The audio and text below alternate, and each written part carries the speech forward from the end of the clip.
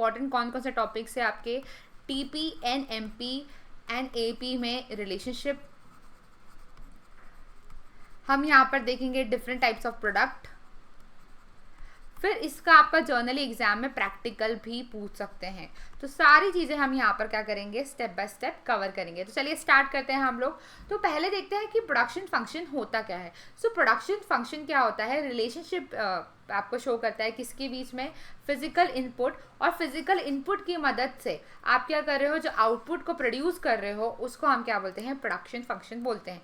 For example आप cookie के dough से क्या कर रहे हो, कुकीज़ प्रिपेयर कर रहे हो, तो कुकी डो क्या हो जाएगा आपका इनपुट और कुकी क्या हो जाएगी आपकी आउटपुट हो जाएगी। तो इन दोनों की रिलेशनशिप को हम क्या बोलेंगे, प्रोडक्शन फंक्शन बोलेंगे।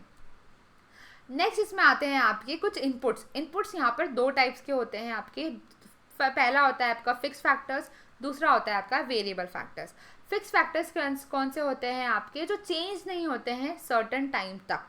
For example land, factory, building, तो ये जो होते हैं आपके फिक्स फैक्टर्स होते हैं। वेरिएबल फैक्टर्स क्या होते हैं आपके, जो आपके प्रोडक्शन के साथ साथ क्या होते जाते हैं, चेंज होते जाते हैं, उसको हम क्या बोलते हैं, वेरिएबल फैक्टर्स बोलते हैं। For example raw material, labour, energy, ये क्या होंगे आपके वेरिएबल फैक्टर्स होंगे। अब जब इन दोनों की मदद से हम क्या करते हैं, फिक्स फैक्टर्स और वेरिएबल फैक्टर्स की मदद से हम क्या करते हैं, प्रोड्यूस करते हैं हमारा आउटपुट। अब इसके बाद हमारा नेक्स्ट होता है टाइप्स ऑफ प्रोडक्शन फंक्शन। तो दो टाइप के आपके प्रोडक्शन फंक्शन होते हैं, short run, long run. Short run में क्या होता है आपके कुछ इनपुट क्या रहते हैं आपके फिक्स रहते हैं, और कुछ इनपुट्स क्या रहते हैं आपके वेरिएबल। उनकी मदद से आप क्या कर रहे हो, यहाँ पर प्रोडक्शन कर रहे हो, तो उसको हम क्या बोलते हैं, शॉर्ट रन प्रोडक्शन फंक्शन।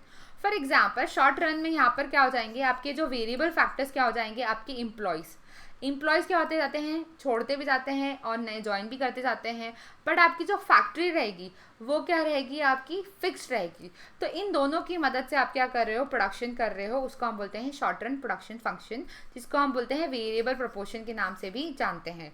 दूसरा होता है लॉन्ग रन। लॉन्ग रन में क्या होता है आपका बच्चा, कि सारे जो फैक्टर्स है वो क्या रहते हैं आपके, वेरिएबल रहते हैं।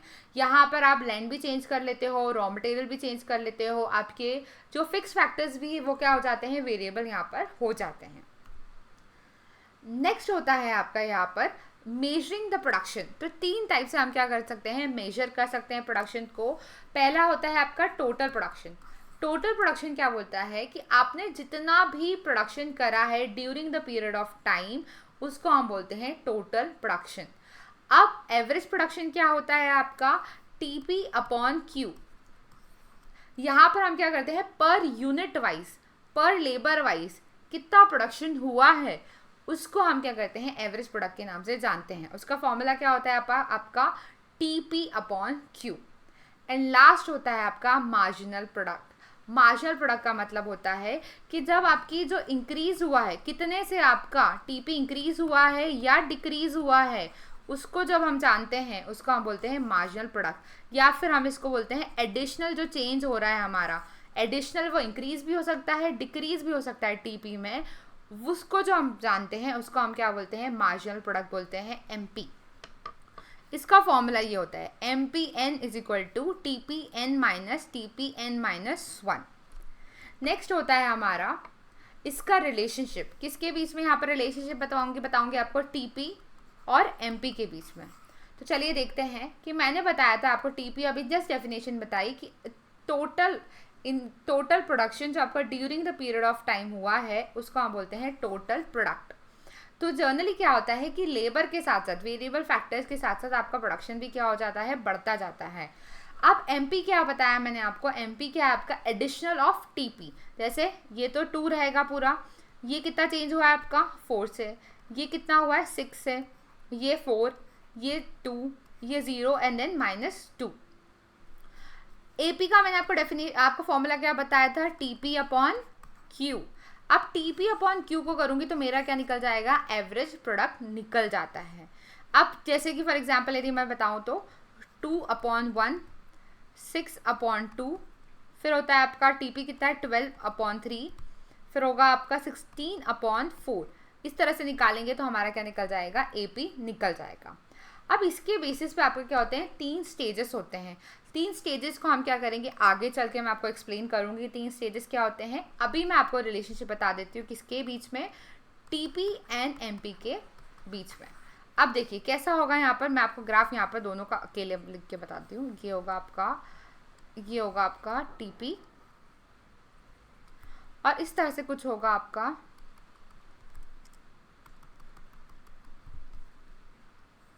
ये होगा आपका एमपी। अब यदि आप ग्राफ देखेंगे तो यहाँ पर क्या होता है कि पहला रिलेशनशिप क्या होता है कि टीपी एंड एमपी क्या हो रहे हैं, इंक्रीज हो रहे हैं,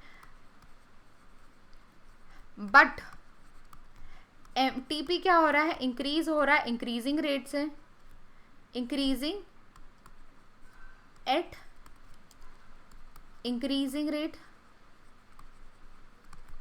but MP is increasing at diminishing rate।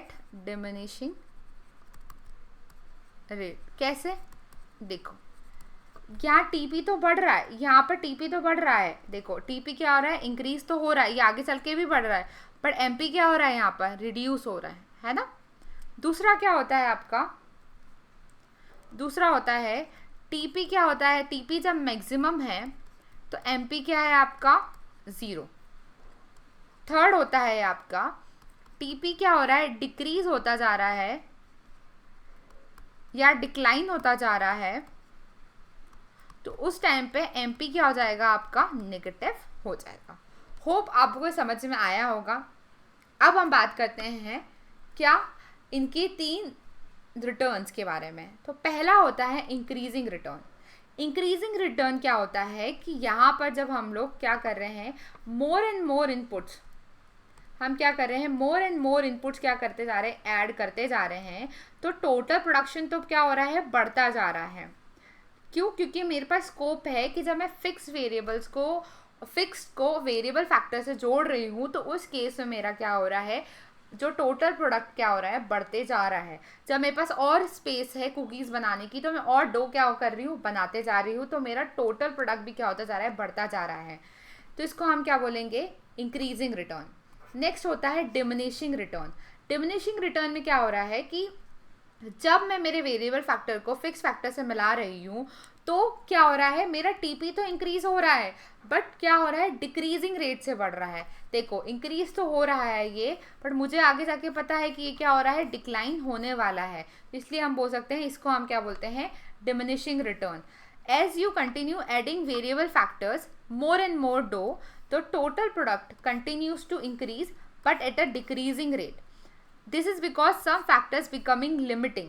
आपके पास ओवन में स्पेस तो उतनी ही रहेगी ना, थोड़ी ना आप ओवन की स्पेस और बढ़ा सकते हो, नहीं उतनी ही स्पेस रहेगी। तो आप जितना भी डो बढ़ाते जाओ बट वो बढ़ेगा बट किस तरह से कि आगे जाके क्या होने वाला है, वो कम होने वाला है। एंड लास्ट होता है आपका नेगेटिव रिटर्न। नेगेटिव रिटर्न कैसे होगा समझना, ये क्या हो रहा है, नीचे जाके गिर रहा है, तो इसको हम क्या बोलते हैं, नेगेटिव रिटर्न बोलते हैं। और यहाँ पर नेगेटिव रिटर्न क्यों हो रहा है कि if you keep adding variable factors beyond certain limit, over stuffing the oven, तो total product might start decrease. यदि आप और सोचोगे कि नहीं मैं और डो मिला देती हूँ तो मेरा और कुकीज़ बन जाएगी, नहीं बच्चा, क्योंकि स्पेस तो उतनी है। आप और बनाना चाहोगे तो क्या होगी, आपकी जो पहले वाली कुकीज़ है वो भी क्या हो जाएगी, खराब हो जाएगी। सो होप आपको समझ में आ गए होंगे कि लॉ ऑफ वेरिएबल प्रोपोर्शन की 3 स्टेजेस क्या है। ये एग्जाम के लिए हिसाब से इंपॉर्टेंट है।